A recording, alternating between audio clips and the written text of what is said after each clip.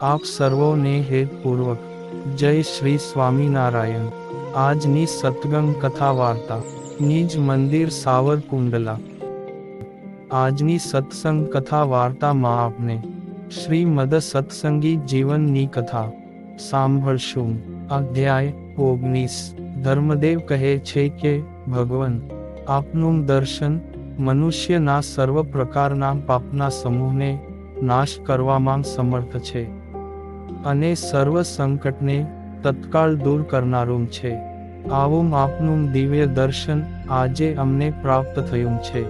હે પ્રભુ, તમે પોતાના આશ્રિત ભક્તોનું રક્ષણ કરવા સમર્થ છો, જગતના નિયંતા છો, જીવોના અનાદિ અવિદ્યારૂપ બંધનોને તોડનારા છો।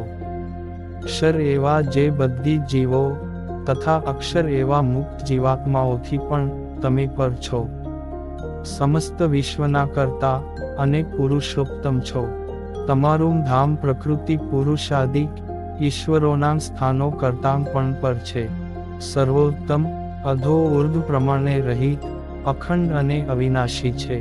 આવા તેજોમય ધામને વિશે સમગ્ર ઐશ્વર્ય અને શક્તિએ સહિત આપ બિરાજો છો।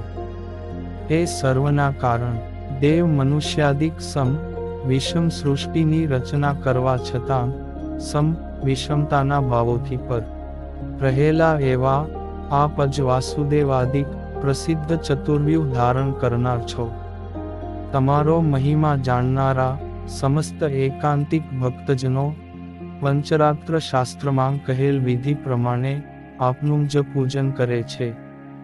સમસ્ત વેદાદિ સત્શાસ્ત્રો તમારી વિશુદ્ધ કીર્તિનું ગાન કરે છે। તેમજ કાળ માયાના નિયંતા તમે જ બ્રહ્મા વિષ્ણુ અને શિવ સ્વરૂપે જગતની ઉત્પત્તિ સ્થિતિ અને પ્રલયના કરનારા છો।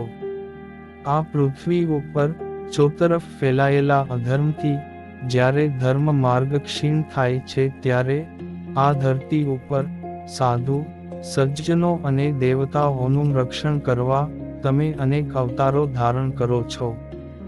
હે ભગવાન, પૂર્વે તમે મત્સ્યાવતાર ધારણ કરીને હયગ્રીવ અસુર પાસેથી વેદો પાછા લાવ્યા, તેવી જ રીતે સમુદ્ર મંથન સમયે કૂર્માવતાર ધારણ કરીને તમે મંદરાચળ પર્વતને પીઠ ઉપર ધારણ કર્યો હતો।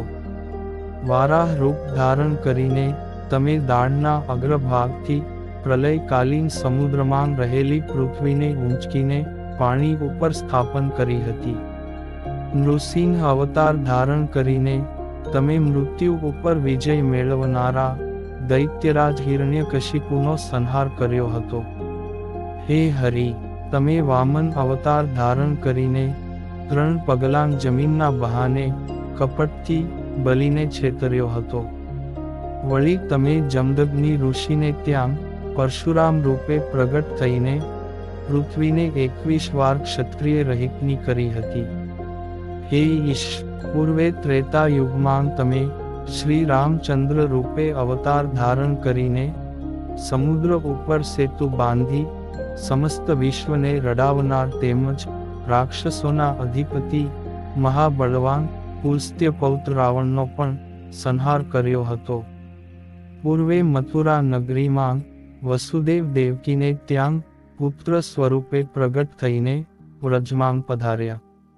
ત્યાર પછી આપને વિશે અનન્ય પ્રીતિવાળા ગાયો, ગોવાળો, ગોપીઓ આદિક વ્રજવાસીઓના અનેક સંકટોનું નિવારણ કરીને તેઓને આનંદ આપતા આ યમુનાના તટમાં વિહાર કર્યો હતો।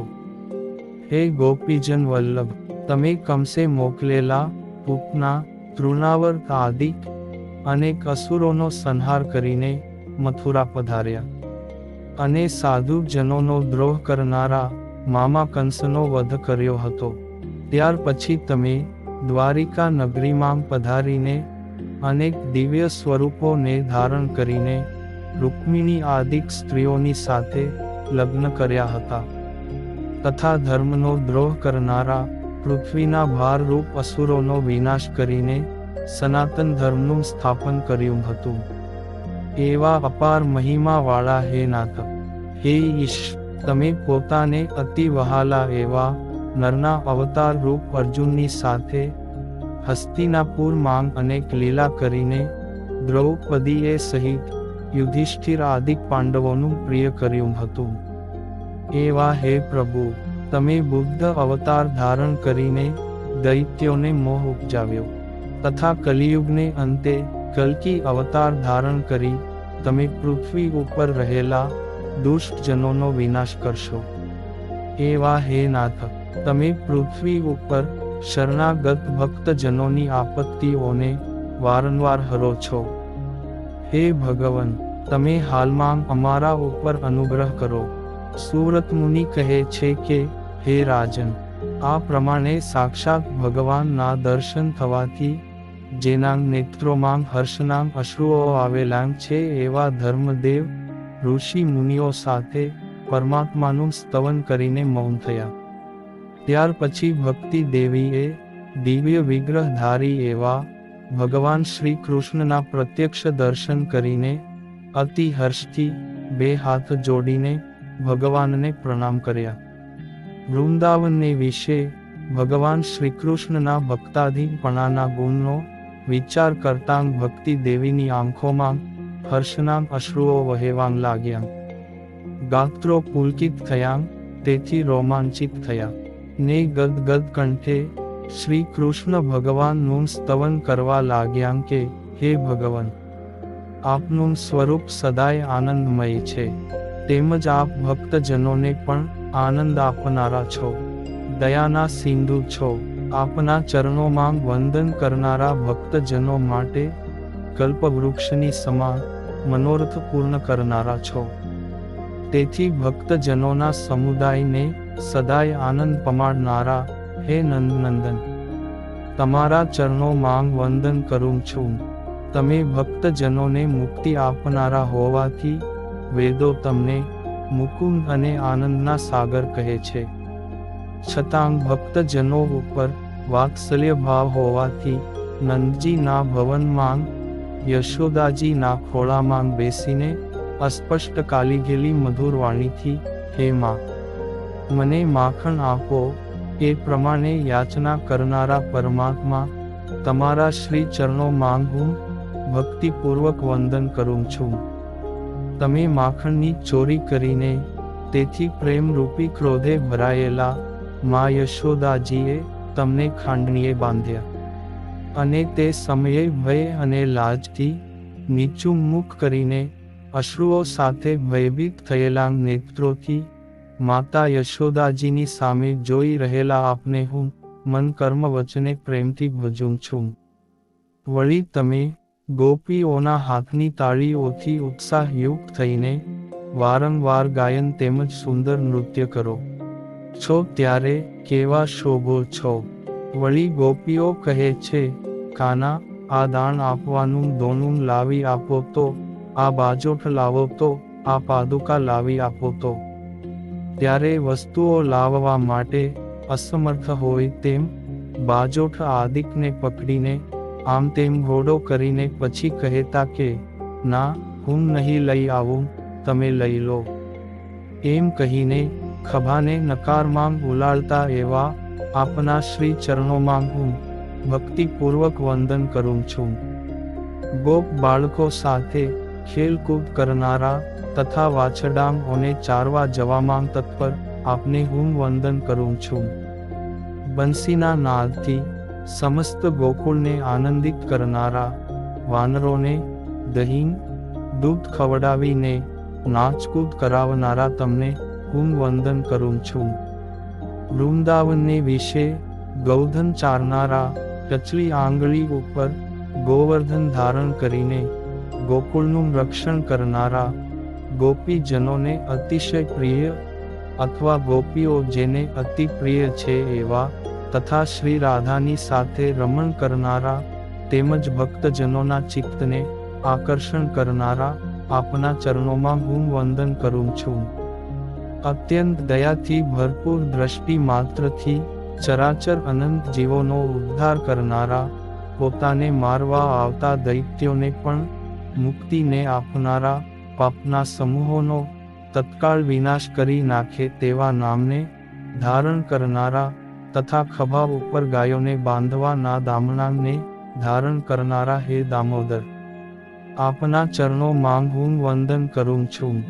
16 કળાએ ખીલેલા પૂર્ણિમાના ચંદ્રના તેજથી અતિશય રમણીય બનેલ વૃંદાવનમાં શરદ ઋતુની સર્વ રાત્રિઓમાં જેટલી ગોપાંગનાઓ તેટલાં સ્વરૂપો ધારણ કરીને તેઓની સાથે રાસલીલા કરનારા આપના ચરણોમાં હું વંદન કરું છું. બ્રહ્મા, શિવ, ઇન્દ્ર, ચંદ્ર, બૃહસ્પતિ આદિક બ્રહ્મર્ષિઓને જીતી લેવાથી ગર્વિષ્ઠ બનેલા અને તમને જીતવા રાસોત્સવમાં આવેલા અને વક્રદ્રષ્ટિથી તમારી સામે જોઈ રહેલા કામદેવનો તમે ગોપાંગનાઓથી ચારે બાજુ વીંટળાઈને શૃંગાર શાસ્ત્ર માંગ બતાવેલી સર્વે ક્રીડા કરીને કામદેવનો પરાજય કરનારા એવા સામર્થ્યયુક્ત હે નાથ, તમારા શરણને હું પામી છું. તમે મારું કષ્ટ થકી રક્ષણ કરો. સુવ્રત મુનિ કહે છે કે હે રાજન, આ પ્રમાણે ભગવાન શ્રી કૃષ્ણની સ્તુતિ કરીને નમસ્કાર કરી પ્રેમવતી વિરામ પામ્યા. ત્યાર પછી સ્વયં ભગવાન ધર્મ ભક્તિ અને મરીચ્યાદિ મુનિઓ પ્રત્યે કહેવા લાગ્યા કે હે ભક્તજનો, તમારા ઉપર હું અતિશય પ્રસન્ન થયો છું. તમે મારા થકી ઈચ્છિત વરદાન માગો. ત્યારે ધર્મદેવ કહેવા લાગ્યા કે હે ભગવાન, મનુષ્ય યોનિમાં જન્મેલા અસુરો થકી અમે અત્યંત પીડા પામ્યા છીએ. તેથી અમો સર્વે તે થકી રક્ષણ માટે આપના શરણે આવ્યા છીએ.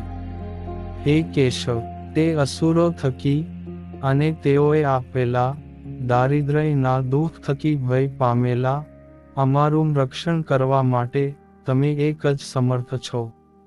માટે અમારી રક્ષા કરો. આ પ્રમાણે 2 હાથ જોડીને પ્રાર્થના કરતાં ધર્મદેવ પ્રત્યે ભગવાન શ્રી કૃષ્ણ કહેવા લાગ્યા કે હે ધર્મદેવ, દુષ્ટ અસુરોના સમુદાયથી તમે ભય ન પામશો.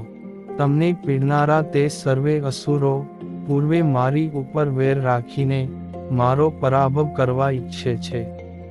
તમને મારા જાણીને તે સર્વે અસુરો અધિકપણે પીડે છે. દેવતાઓને પણ મારા જાણીને સાત્વિક હોવા છતાં પણ તેમને સુરા માંસનું નિવેદન કરીને ઉપદ્રવ આપે છે.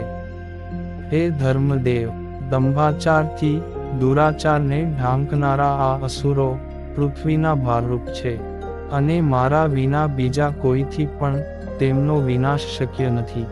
તેથી હે ધર્મદેવ, તમારે ત્યાં હું પુત્રરૂપે પ્રગટ થઈશ અને તે સર્વે અસુરોનો હું સર્વ પ્રકારે નિગ્રહ કરીશ, તેમાં કોઈ જાતનો સંશય નથી. તમારી સાથે મને પણ બદરિકાશ્રમમાં દુર્વાસા મુનિનો શાપ થયો છે. તેથી હું પણ મનુષ્ય રૂપે અવતરીશ. માટે હે કલ્યાણ મૂર્તિ ધર્મદેવ, આ પૃથ્વી પર હું હરિ નામથી પ્રસિદ્ધ થઈશ અને ભક્તિ દેવીએ સહિત તમારું તથા સર્વે મુનિઓ અને દેવતાઓનું તે અસુરો થકી રક્ષણ કરીશ. હે ધર્મદેવ, જેવી રીતે અહીં વૃંદાવનને વિશે હું આ ભક્ત સમુદાયની સાથે સદાય વિહાર કરું છું, તેમ મનુષ્ય રૂપે પૃથ્વી ઉપર તમારી સાથે સદાય વિચરણ કરીશ.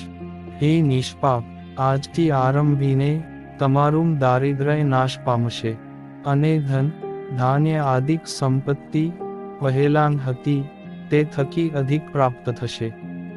તમને હું દુર્વાસાના શાપ થકી તત્કાળ મુક્ત કરીશ અને ક્ષીણ થયેલા એકાંતિક ભાગવત ધર્મનું સર્વ પ્રકારે પ્રવર્તન કરીશ. હે ધર્મદેવ, આ લોકને વિશે તમારી જેમ જે કોઈ પણ અન્ય મનુષ્યો આ મારા અષ્ટાક્ષર મંત્રનો જપ કરીને વિધિપૂર્વક પુરસ્ચરણ કરશે તથા શ્રીમદ ભાગવત પુરાણ કે ભગવદ્ ગીતા આદિકનો પાઠ વિધિપૂર્વક કરશે, તેના સકલ મનોરથો નિશ્ચય સિદ્ધ થશે અને દેહના અંતે નિશ્ચય મારા ધામને પામશે. તેમજ મારા શ્વેતદ્વીપ, વૈકુંઠ અને ગોલોક ધામને વિશે, જે ઐશ્વર્ય અને દિવ્ય ભોગો રહેલા છે, તે સર્વેની તેમને નિશ્ચિત પ્રાપ્તિ થશે. સુવ્રત મુનિ કહે છે કે, હે રાજન, કરુણા નિધિ, કરુણા મૂર્તિ શ્રી કૃષ્ણ ભગવાન ઋષિઓના વૃંદે સહિત ધર્મદેવને આ પ્રમાણે કરુણાના વાક્યો કહીને અંતર્ધાન થયા. ત્યાર પછી અતિશય પ્રસન્ન થયેલા મુનિઓની સાથે ધર્મદેવે પુરશ્ચરણનો વ્રત વિધિ તે જ સમયે પરિપૂર્ણ કર્યો.